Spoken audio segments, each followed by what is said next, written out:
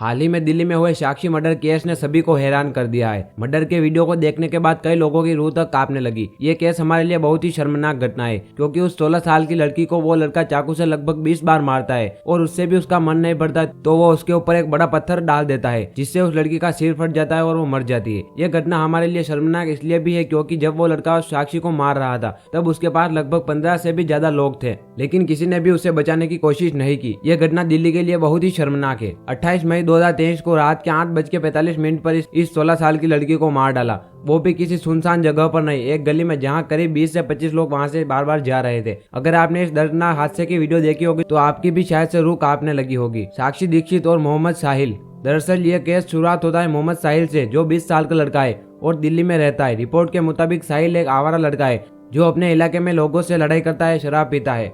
लेकिन अपना पेट भरने के लिए साहिल पिछले साल से शाहबाद डेयरी इलाके में एक दुकान में काम करने लगा, जहां ये फिक्सिंग और रिपेयरिंग का काम करता था। यहाँ ये एसी और रेफ्रिजरेटर आदि का रिपेयरिंग का काम भी करता था और कभी कभी ये लोगों के घरों में जाकर कूलर और फ्रिज ठीक करता था। तभी ये इस एरिया में मिलता है साक्षी दीक्षित से, जिसकी उम्र सिर्फ 16 साल थी। साहिल बार बार उसी एरिया से कई काम करने जाता था। तब इन दोनों में बात शुरू हुई और कॉन्टेक्ट भी शेयर हो गए और बात करते करते दोनों को प्यार होने लगा और दोनों रिलेशनशिप में भी आ जाते हैं। तब साक्षी ने साहिल को बताया कि इससे पहले उसका एक बॉयफ्रेंड था प्रवीण, और वो दोनों काफी टाइम तक रिलेशनशिप में भी थे। और तो साक्षी ने अपनी बॉडी पर उसके नाम का टैटू भी करवाया था। बाद में किसी कारण से साक्षी ने उससे ब्रेकअप कर लिया, लेकिन उस समय साहिल ने इस बात को लेकर कुछ नहीं कहा। लेकिन उसके मन में यह बात बैठ गई थी कि साक्षी का प्रवीण नाम के लड़के के साथ एक रिलेशन था पहले। लेकिन मई 2023 में साहिल को पता चलता है कि प्रवीण और साक्षी वापस एक दूसरे से बात करने लगे थे और वो एक दूसरे से कभी कभी मिल जाते थे। तब साहिल साक्षी के पास आता है और इस बारे में बात करता है। तब साहिल साक्षी को डराता है, कहता है अगर तुमने इससे बात करना बंद नहीं किया तो मैं कुछ कर दूंगा, या तो तुम्हें मार दूंगा या उसे मार दूंगा। साक्षी साहिल के बारे में पहले से ही जानती थी कि वो किस तरह का लड़का है। तब साक्षी ने साहिल से ब्रेकअप कर लिया। तब साहिल को लगने लगा कि प्रवीण और साक्षी के बीच में कुछ चल रहा है। साक्षी साहिल से डरकर पिछले 1 महीने से अपनी फ्रेंड आरती के घर रह रही थी, क्योंकि वो साहिल से बहुत ज्यादा डर गई थी। 1 महीने बाद साक्षी वापस अपने दोस्तों के साथ अपने रूटीन में आ गई। वो शाम होने पर वापस पहले जैसे अपनी फ्रेंड आरती के साथ घूमने जाती थी। लेकिन जब वो वापस थोड़े टाइम बाद अपनी फ्रेंड आरती के साथ बाहर जाने लगी, तब साहिल ने 28 मई को साक्षी को बाजार के पास एक गली में चाकू से मार दिया, पत्थर से उसका सिर फोड़ दिया।